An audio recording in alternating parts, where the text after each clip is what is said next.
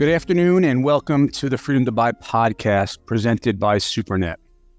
I'm Joe Dworsky, the president of retail banking for SuperNet, which is the only payment network that enables true credit solutions for the cannabis industry, both for merchants and consumers.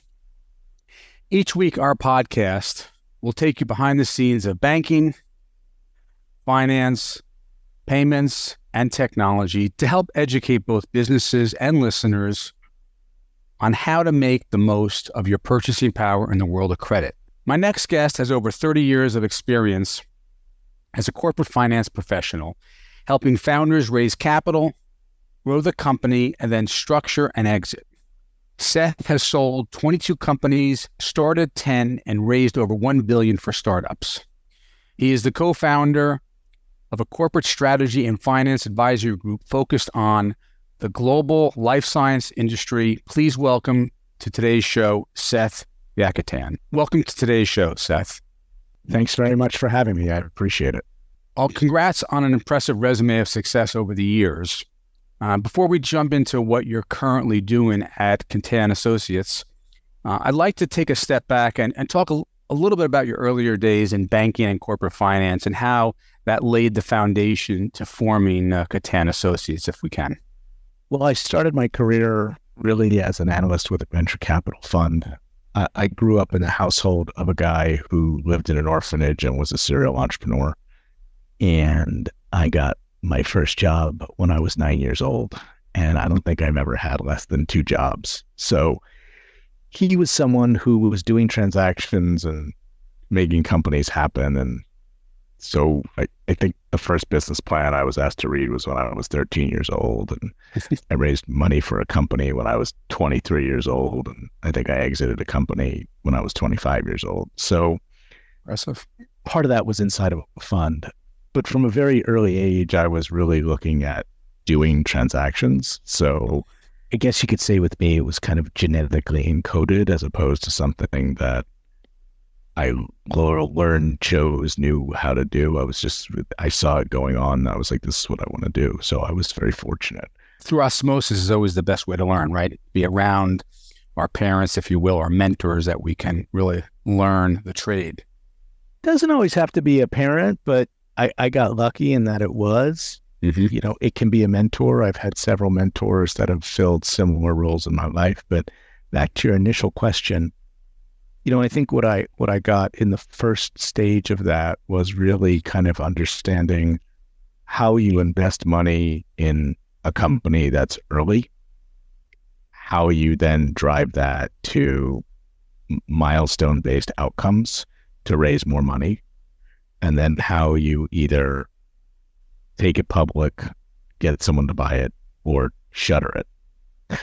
So from the return analytics and investor motivation perspective, I think the first part of what I did for 6-10 years was really, kind of focused on that. And I had a really good understanding of it. And I then went back to school and got my MBA. And after I got my MBA, I went to work inside of a fund that was owned by Union Bank, which is now US Bank. That was basically a $5 billion private equity sponsor calling fund. So we invested that money in loans, mezzanine paper, and private equity, effectively to fuel M&A finance. So in the second part of my world, I kind of figured out if you're taking something that has, 100 million or $1 billion in revenue, and you're using that as a vehicle to roll things up, how you finance it, how you sell it, how you monetize it, how all those waterfalls play into one another, how you paper it, how you look at getting those returns. So it was a very good kind of 15 to 17-year corporate finance education that I got. And I think it's allowed me to do a lot of things in the future. So that's great. And that led to obviously where you're at today at Yakatan Associates. It did. So I founded that company with my dad in 2001. Mm-hmm. That was really kind of exclusively at that point focused on helping life sciences companies, therapeutic drug development companies, diagnostic companies, device companies, research product companies. And we kind of exclusively stayed in that lane until about 2011 or 12, at which point I started to try to find things that I thought were going to be, quote, easier, unquote, than therapeutic drug development. And that got me into sports nutrition and wellness, and eventually several years later into direct consumer marketing products, and then cannabis. The company, identifies an opportunity. Is it co-investing, or is Yakatan usually the lead anchor investor on deals? And what's the screening process that you go through in terms of trying to identify these opportunities? To be honest, usually we're not investing. And if we are investing, we're a minority behind a lead. Usually in Yakatan, what we're doing is we're helping to facilitate processes to either generate investment capital or buy or sell the company on behalf of someone, or really kind of position it. So Traditional bankers for the most part. I guess that's the way that you could characterize it. I don't know that anything that we do is necessarily traditional. Right. I'm not Goldman Sachs, but that's the way that we think about it. I mean, normally it's not just a single job. It's not like, hey, go retile the pool. It's, we need to pull out the entire backyard, re-landscape it, and turn it into something completely different. So it's a bit more holistic. And it has to be, usually for me at this point, part of a longer term vision than just, hey, I need $2 million to get to this point, right? Like that doesn't do anybody any good. Mm-hmm. So for us, I've found a way to get equity in companies by generally, partnering with them or figuring out a way to partner with investors to do the same thing. And usually if I'm going to make an investment, it's following someone who's much, much, much bigger than me to have some skin in the game. Mm-hmm. And anything that I've just directly invested in on my own usually is a total disaster, quite honestly. So I understand that to a degree. So let's talk about the landscape environment, if you will, in banking, VC, and the private equity world today. Given the failures that we've seen earlier this year with Silicon Valley Bank, Signature Bank, First Republic earlier, how has those events impacted the ability not only to raise capital, but the whole investment banking environment, if you will, for smaller companies and startups? Well, I think irrespective macro events, usually finding early stage capital is challenging. So even in your best environment, finding money for something which is pre-revenue or pre-commercialization or needing scale usually is challenging, unless you are in an area which is hot or in vogue. Okay, so let's level set that question with that as kind of a binding constraint. Given where the world is, which is I think we could all, depending upon our geopolitical stances, agree it's in a weird place, right? No matter where you sit on your issues today. And given the failures of financial institutions, and given the difficulties that the two markets that I'm involved with, which anyone calls kind of nuanced or emerging in biotech and cannabis, it's usually difficult to raise money. In this environment, it's exceptionally difficult to raise money. So you're seeing the companies that have had the ability to raise money historically continue to do that. You're seeing the best companies probably raise money. And I think in both of those verticals, things which are early or are not to either the revenue generation stage or the profitability stage, it's going to be very challenging to get capital into. I'm hearing that across the board. How has this impacted your business? How has this environment impacted your business? Has it slowed down, or are you seeing more companies, knocking on your door? Allegedly, Joe, people think that I have magic beans. Now, I'm going to let you in on a secret. I have no magic beans. Okay. What I've found in the 30 years that I've been helping people is that when times are tough, my phone rings 4 to 5 times more than it does when money's just falling out of the sky for everybody with a heartbeat. So in these markets, I find that I'm often busier than in exuberant times, because when it gets hard, you really need help, and it's hard right now. So for me, it's been pretty good. That's good for you, and unfortunately, it's a challenging environment for many of these companies. Yes, we can see with what's going on in the marketplace.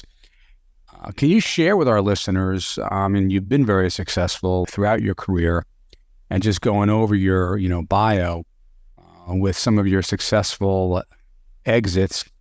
There are more than 22 companies that you sold, and you raised over $1 billion and started 10 companies as well. Can you just, share with our listeners some of the more prominent ones that stick out in your mind as memorable successes, if you will? Yeah, I think there's probably 2 companies that I've been involved with over that period of time that are amazing successes. One is a company which is called Fit Life Brands, shameless plug. NASDAQ ticker symbol is FTLF. I've been on the board of this company for 8 years. Originally, there were 2 separate companies, one which was called Isatori, the other which was called Fit Life. I became a board member of Isatori in late 2015. It was pretty clear that Isatori was either going to need to raise money or merge. In the beginning of 2000, I think 15 or 16, I can't remember. Maybe it was the end of 14, beginning of 15. In 30 days, I went from being a board member to being named the interim CFO. In another 30 days, we sold the company to Fit Life. It took us about 6 months to close that transaction from a regulatory perspective. And it has been a 10-year journey watching the now chairman and CEO named Dayton Judd put this thing together. But wow, what an amazing ride. Fit Life has bought now, I think, 4 companies. Isatori, we bought a sports neutral brand. We bought a company called Mimi's Rock, diversifying our GNC revenue into a direct-to-consumer model on Amazon. So Mimi's Rock is the largest fish oil seller on Amazon. And about 3-4 weeks ago, we announced that we acquired all of the assets of Muscle Farm, which, if you've listened to Sports Nutro in the last 10 years, it's probably like the biggest name that never was. And we listed on NASDAQ about a week ago. So, that story that was when we started with it, $8-9 million revenue company. Now it's a $60 million revenue company traded on NASDAQ with a $100 million market cap, and it's a $22 stock. Congratulations. It sounds great, Joe. I didn't do a lot except the initial step. The rest of all of it was the benefit that I've had of being on the board of an amazing company with an amazing team, and maybe one of the best operating investors and chairmen and CEOs I've ever worked with in Dayton. So, other than being a very proud observer and like a great uncle, I didn't have anything to do with it. And you're going to find that's a pretty common theme in the ones that work for me. There's another one where we were called in to sell a company in 2011 that was a research products company. So effectively, they sold consumable product to people that were doing fundamental biotech research. That was a one-owner company called Boston Biotech. And they were very, very, very specialized and very, very, very good.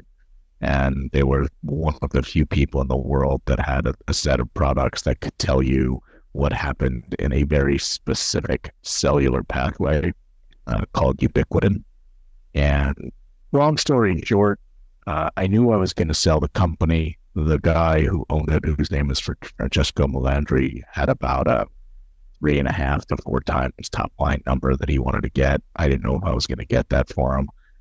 long story short, we ended up getting almost 9.5 times top line for the company. Wow. And again, I just got lucky. I literally, called the right guy on the right day. And he was the CEO of a $300 million market cap company that he had driven for 30 years. He was getting forced out and he wanted to do one last deal. And I found him on the right day. So he paid probably 2.5 to 3 times what anyone else is willing to pay for the company, and just got lucky. So, there's probably a few more. I think, the mistake and failure stories are probably much more robust at telling and, in a higher quantity than the success stories. Once again, there's nothing wrong with luck.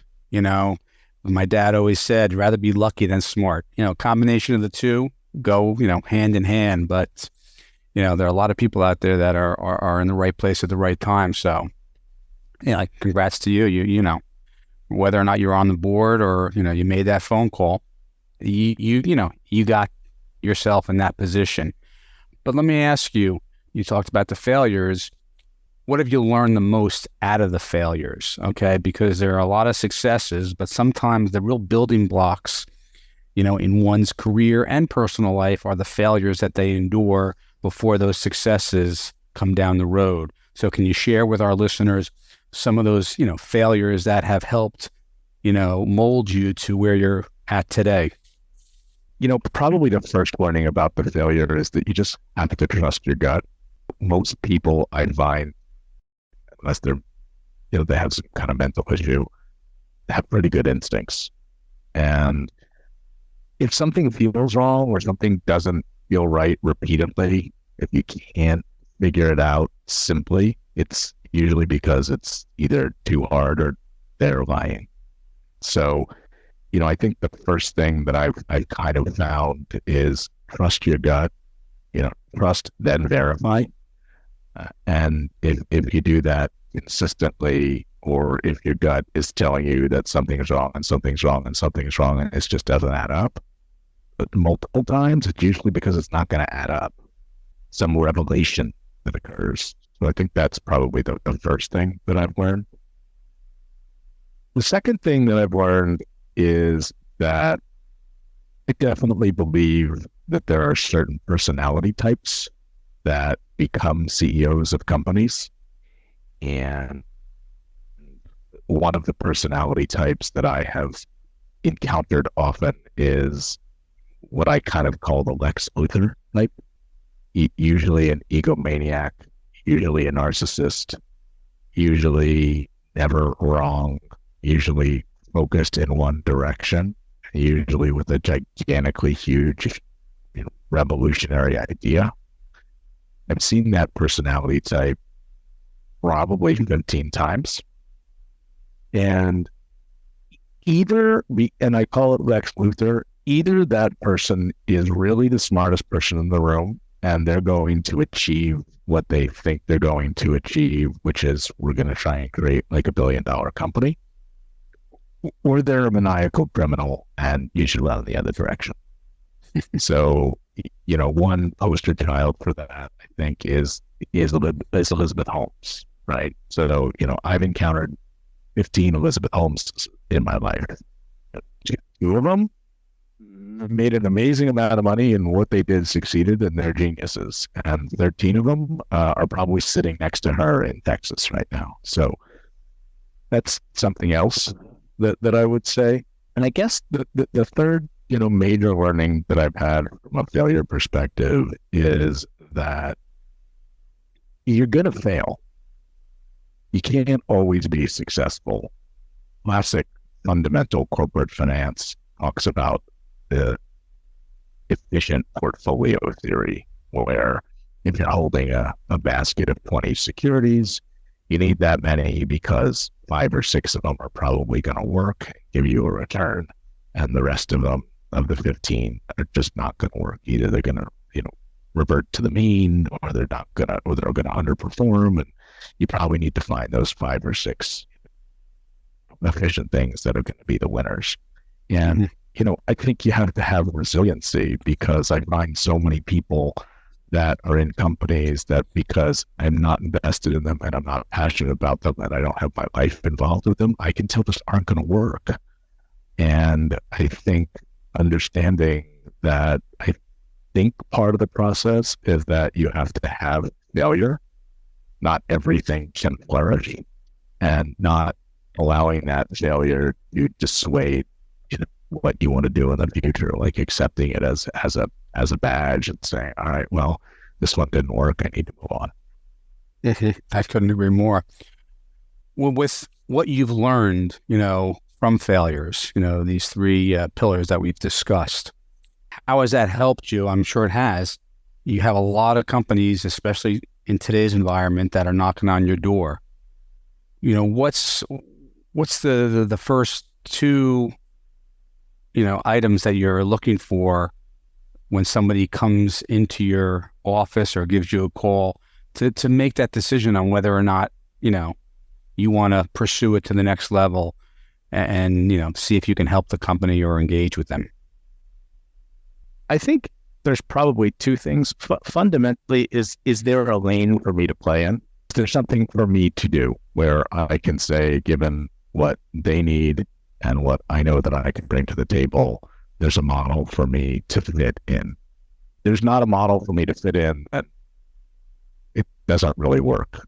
There's a lot of people who call me and say, can you help me? Well, it's not how it works. I just don't, again, I said, I don't have magic beans. I just don't turn something on and the universe gives money to companies. It's a holistic process. So if you have money, or you don't have a problem, or everybody in the universe, or you're sufficiently capitalized, or you're trying to run 8,000 options on your own and you've been successful with that, you don't need me, right?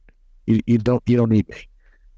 So the first thing is there a way for me to fit in? Is there someone in your tent like me already? Is there someone in your tent or around your tent like me? If there is, you don't need me. That's the first thing. And the second thing fundamentally is kind of, do I believe? Do I believe your story? Do I believe your technology? Do I believe your product market fit? Do I believe where you're priced? Do I believe in your vision? What I normally say to people when I work with them is, this isn't about what you want to do right now. This is about, where do you see this company in 3 to 5 years? And if I don't see the company in 3 to 5 years kind of in the same general region that you do, you know what? It isn't going to work, right? I'm not going to change your vision. I don't have that much time. I don't have that much energy. If your vision is that we're going to go to, Jupiter, and my vision is we're going to go to Saturn, probably okay. If your vision is we're going to go to Jupiter, and my vision is we're going to go to some other galaxy, it's just not going to work. So I think the second thing is kind of, do I believe in the vision? And based upon the first, is there space for me? What about the people? You talked earlier about how some of these CEOs that you've met, the people are huge. So the third thing is, do I like you? I'm going to be working with? Moreover, do I have mind share? I am overwhelmed with opportunities, fortunately. Thank whatever data you believe in. I'll thank the data that I believe in today for that. Overwhelmed with opportunity. The engagements and the situations that work for me are ones that I have mind share in. What do I mean by that? You're not texting me at 11:30 on Thursday night asking me what to do. I don't have mind share. And I'm going to tell you that I have 6 or 7 people, maybe 60 or 70 people in a month, who will call me, text me, email me, or write me, that I have no client relationship with, that I have no equity relationship with, who will call me because I have their mind share. And some of them are people that I know I will work with in the future. And some of them are people that I've known for a long time. And some of them are people that, I just want to support. So if I don't have a lot of time. And as a result, if there's a personality cue or the personality affect, or I just don't like the person that I'm going to be working with and the people that are involved, it's just too much. I don't have enough time. I can't help everybody. So the people are huge. And it's not just do they have the experience and can they get the job done? Can I work with them? Can I deal with whatever stuff they're going to bring to the table? Right. And if I can, it's probably a no for me. Mm-hmm. Would you say, because personalities can be very difficult, and a lot of times, investment banking operations can start working with a company, because they see a tremendous opportunity. They don't understand the personalities until later, after the fact. Would you say that personalities and, because you're going to have to deal with them, is that, number one on the list? Let's say it's up your alley. It's life sciences. You love everything, it's up your alley. And this CEO walks in and you get a feel, just a vibe that you're not going to be able to work with this guy. You cut bait right there and then? Pretty close, yeah. Okay. I mean, it might not be that abrupt, but yeah, I'll probably politely figure out a way not to do it. I won't just get up and leave. Right, of course. But yeah, I make a lot of dating analogies when it comes to sales and companies. So, before you're going to get hired by a company or before you're going to engage in a company, you probably have 3 or 4 meetings. So let's call it 3 or 4 dates. At that point, you probably should know what's going to happen. You might have had carnal relations by that point, I would assume in some instances. So kind of in the same way, if by the second or third date, I don't have the right cadence, or I get crazy Ivan, or I get a personality trait, which I just say, I know this is not going to work, then yeah, I'm a very good assassin. But once I've done what I've set out to do, they don't need me anymore. So if I'm really good at what I do, I will work myself out of a job, right? But if you hire me to sell your company and I sell your company, you walk away with $25 or $30 million. I might get a fee for it. You're going to give me a pat on the back. You're going to go retire, and I have to go find another company to sell, right? Mm-hmm. So it's not often just about the trade for me, which I do think differentiates me from a lot of people that do what I do. It's more about some level of intangible sometimes than just the trade. I'll give you an example of that if you want. Sure, absolutely. About 3 years ago, I bumped into a amazing sports nutrition company based in Southern California that's privately held by one guy. It's a gold mine. It's an amazing trade sale. I convinced him because I stalked them to hire us to sell the company. For a year, we wanted to launch the process. Back to my point, he fit one of my personality types. It didn't feel right. Every time we asked him for information, it didn't happen.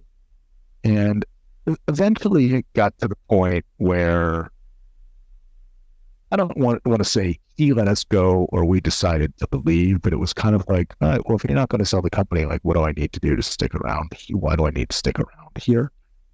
And, that I think was, a bit of an example of, hey, it's just this going to work. And I can tell now, right? That was probably one where, because the opportunity was so large in terms of what we thought we could sell the company for, I probably stuck around much longer than I would have normally. But, usually you can just kind of tell. Absolutely. That's a good story. Man, we're going to wrap up, but I want to, just expand a little bit on what you've been talking about and, over your career. How much of your success would you say, and we talked about this a little bit earlier, would you attribute to luck versus timing outside of your expertise? It's a great question, Joe. I think you have to factor weight both of those in the same bucket. And it's probably 2x timing and 1x luck. So what do I mean by that? I believe that timing is just about everything. And you can't quantify, manufacture, or characterize timing. You know it when it happens. You can feel it when it happens. A couple of years ago, In 2020, if you put $1 in crypto, it's $3 the next day. Okay, that was timing. You put $1 in crypto now, it's 3 cents. That's also timing, right?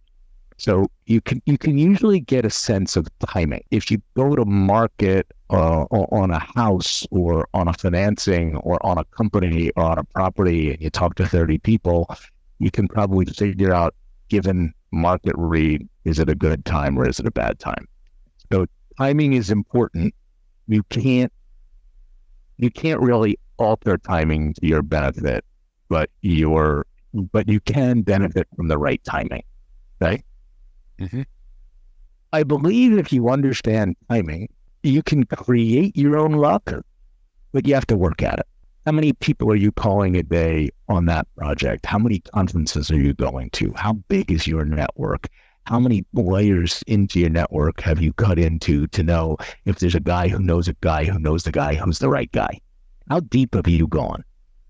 So if you realize that you have a good asset that has the right timing, how many layers of leverage across the totality of your network can you get to be in the right person's office or in the right inbox or on the right phone call on the right day? That's luck. But I think if you get enough reps, is it luck?